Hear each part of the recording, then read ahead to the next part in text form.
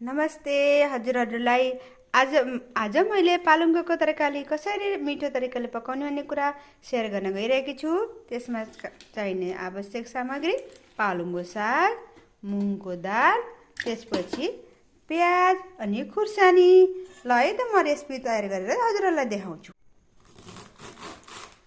पहिला हामीले पालुङ्गोको साग पखालेपछि राम्रोसँग मसिनो तरिकाले काटिसकेपछि हामीले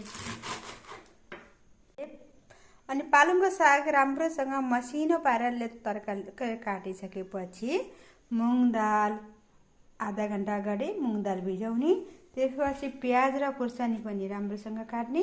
अनि त्यसपछि हामी अब फ्राई गर्न जाँदैछौँ। अब हामीले कडाईमा तेल हाल्ने।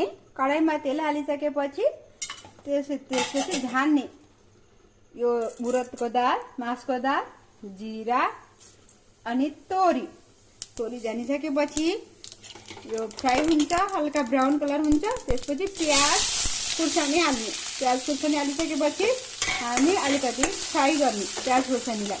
ब्राउन कलर हुने बेलासम्म हामीले प्याज खुर्सानीलाई फ्राई गर्छौँ। अनि त्यसपछि अब हामीले थोरै छिटो प्याज ब्राउन हुनको लागि धिके नुन, यो सानो यो पाउडर धिके नुन, यो पाउडर नुन नराखिकन धिके नुन राख्छौँ। किनभने यो धिके नुन हाम्रो स्वास्थ्यको लागि धेरै फाइदाजनक छ। यसै कारणले मैले त्यसो यो धिके नुन नै प्रयोग गर्दछु। पालुङ्गोको साग राखिसकेपछि अब हामीले छोपिसकेपछि थोरै टाइममा हामीले पकाउनु पर्छ। अब हामीले यसमा बेसार हाल्ने। थोरै बेसार हालिसकेपछि हामीले यसमा पालुङ्गोको साग राख्ने। पालुङ्गोको साग राखेपछि हल्का पालुङ्गो चलाउँदै राख्ने। पालुङ्गो राखेपछि थोरै बेर यो पालुङ्गो साग एकछिन पकाउने, राम्रोसँग पकाउने। एकछिन पकाउँदा 10-15 मिनटमा यो पाक्छ।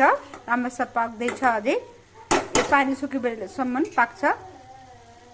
ल यो तरकारी अहिले हेर्नु त कति राम्रो भयो, कति राम्रो छ। खाँदाखेरि पनि मिठो, प्रोटिन, म्याग्नेसियम, आइरन सबै तर्फको हाम्रो शरीरमा प्राप्त हुन्छ यो तरकारी खाइसकेपछि। हेर्नु त राम्रोसँग हेर्नु, यो तरकारी कति राम्रो छ। हजुरहरूले नि यसरी नै तरकारी बनाउनु र मलाई कमेन्ट गरेर भन्नु कस्तो भयो।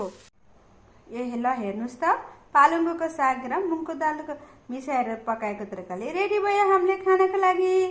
अब हजुरहरूले कस्तो हुन्छ त हजुरहरूले पनि बनाएर मलाई भन्नु है त कमेन्ट सेक्सनमा।